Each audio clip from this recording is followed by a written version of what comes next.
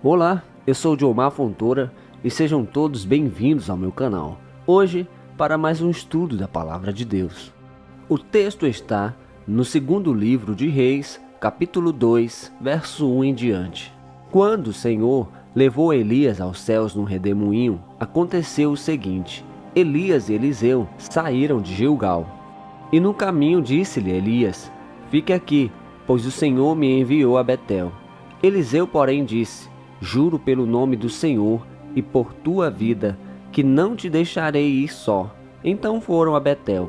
Em Betel, os discípulos dos profetas foram falar com Eliseu e perguntaram: Você sabe que hoje o Senhor vai levar para os céus o seu mestre, separando-o de você?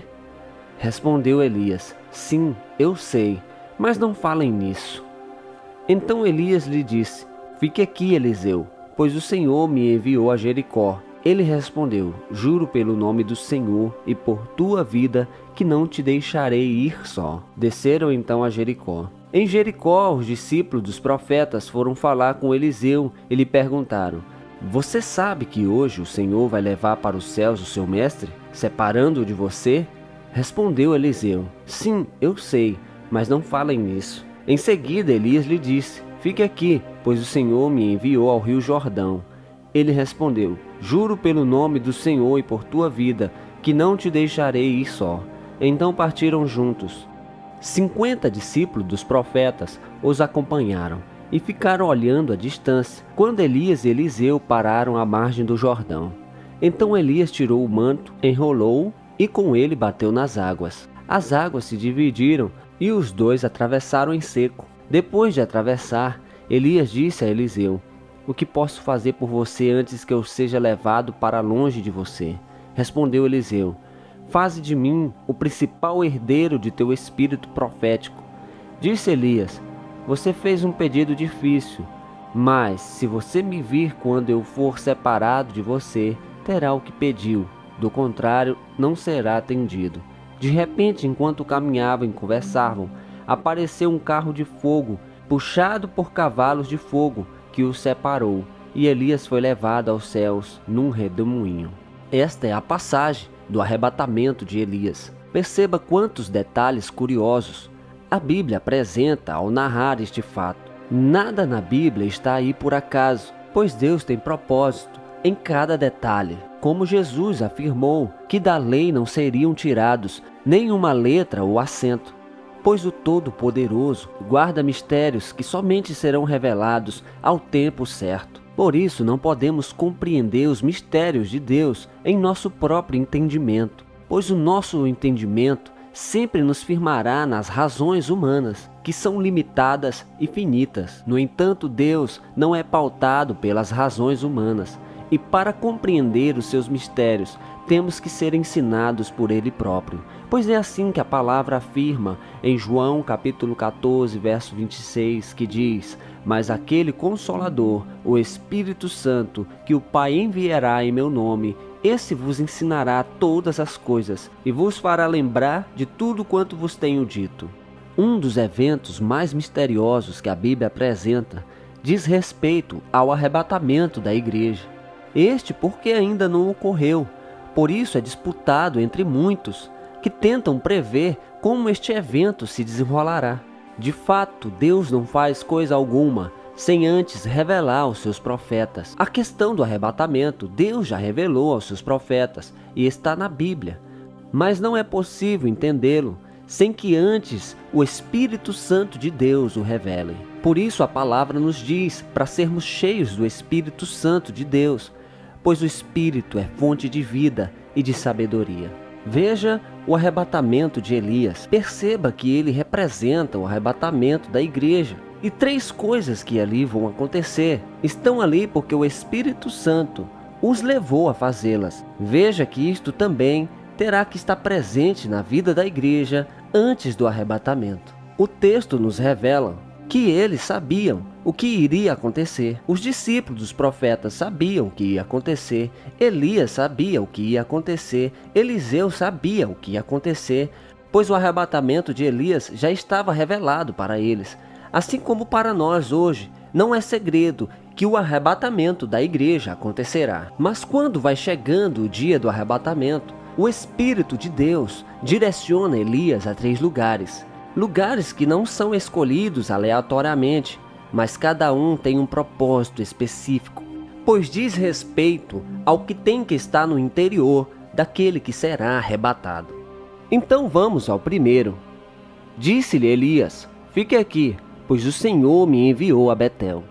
O primeiro lugar que o Espírito leva Elias é a cidade de Betel. Agora veja a revelação. Betel é uma palavra de origem hebraica que significa casa de Deus. Veja que foi importante para o Senhor que antes do arrebatamento Elias estivesse no lugar chamado casa de Deus. O lugar da nossa morada, ainda que temporariamente, se chama terra. É este mundo. E aqui, nesta terra, nós, os seres humanos, construímos lugares específicos, cada um para servir segundo aos seus propósitos. Por exemplo, construímos prédios e chamamos de escola e dizemos: este lugar é lugar de estudar. Ou construímos um outro prédio e neste chamamos de hospital e dizemos: este é lugar de tratar os doentes. E assim por diante. Quando pensamos em ir ao posto de gasolina ou ao mercado, pensamos sempre em um lugar específico, o lugar onde construímos para que fosse servido aquele propósito. E será que não seria assim também a respeito da casa de Deus? Veja que não me refiro à igreja, pois a igreja somos nós, mas sim ao lugar que é chamado a casa de oração, conforme está em Isaías capítulo 56, verso 7. Porque a minha casa será chamada casa de oração para todos os povos. Elias foi levado ao lugar chamado casa de Deus antes do arrebatamento. E será da mesma forma no arrebatamento da igreja. Não se distancie, querido e querida, da casa de Deus, da casa de oração, do lugar que você ouviu falar de Jesus, do lugar onde os irmãos se reúnem e adoram e glorificam junto ao nome do Senhor. As orações que são feitas naquele lugar são atendidas e ouvidas por Deus, porque a minha casa, diz a palavra, será chamada casa de oração. E se Deus diz isso, é porque Ele vai ouvir as orações que são feitas na casa que foi dedicada a Ele. Vamos então para o segundo lugar. Elias lhe disse: fica aqui, Eliseu, pois o Senhor me enviou a Jericó. O segundo lugar que o Espírito direciona Elias a ir se chama Jericó. Agora veja a revelação. Jericó, a cidade do retorno dos israelitas da escravidão do Egito.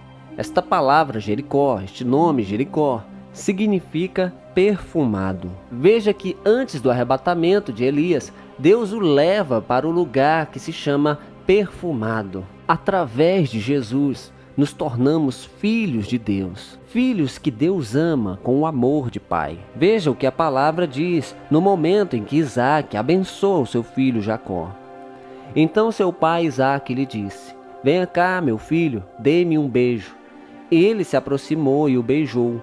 Quando sentiu o cheiro de suas roupas, Isaac o abençoou, dizendo: ah, o cheiro de meu filho é como o cheiro de um campo que o Senhor abençoou. Cristo mudou as nossas vidas, nos tornou aceitáveis diante de Deus. Nós somos agradáveis agora ao Senhor. E como também diz em 2 Coríntios, capítulo 2, verso 15, porque nós somos para com Deus o bom perfume de Cristo, tanto entre os que estão sendo salvos, como entre os que estão se perdendo. Veja que o Senhor levou Elias ao lugar chamado perfumado. Isso porque nós temos que estar perfumados com a essência de Cristo antes do arrebatamento. O arrebatamento da igreja está chegando, queridos. Por isso, sejam, em nome de Jesus, este perfume suave, que é agradável diante de Deus, que perfuma as nações com a essência de Jesus Cristo. Então vamos para o terceiro lugar. Elias lhe disse: fique aqui, pois o Senhor me enviou ao rio Jordão. O Espírito Santo então direciona Elias ao rio Jordão. E este, após atravessá-lo, será o lugar do arrebatamento. Veja então a revelação. A palavra Jordão, o nome Jordão, surge do hebraico, com uma palavra que significa descer, correr, fluir. É tudo sobre o que ele realmente é, um rio, pois a água corre, a água flui, a água desce no sentido da correnteza. Então, antes do arrebatamento de Elias, Deus leva ele para um rio, Deus leva ele para a água. E a água é símbolo de vida, de purificação, de limpeza. Em Apocalipse capítulo 22, no verso 1, a palavra diz: então o anjo me mostrou o rio da água da vida, brilhante como cristal, que sai do trono de Deus e do Cordeiro. Perceba que o rio flui a partir do trono de Deus e do Cordeiro. Este rio é o próprio Senhor, é o próprio Senhor Jesus que tem que fluir dentro das nossas vidas, como um rio de vida que jorra para a vida eterna. Era a respeito disso que Jesus falava à mulher samaritana: se você me pedisse água, era eu que te daria, uma água que jorraria dentro de você, uma fonte de vida eterna. Este rio precisa estar fluindo dentro de nós. Por isso Deus leva Elias a este lugar chamado Jordão. A palavra também diz que aquele que crê e for batizado será salvo.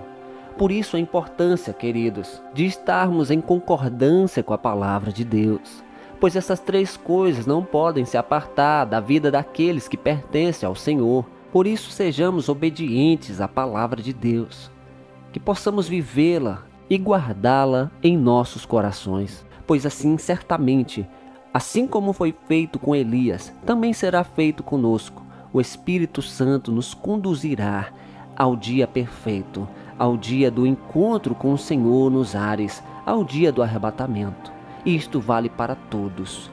Que a graça poderosa do nosso Deus esteja sobre a sua vida hoje e para sempre. Amém.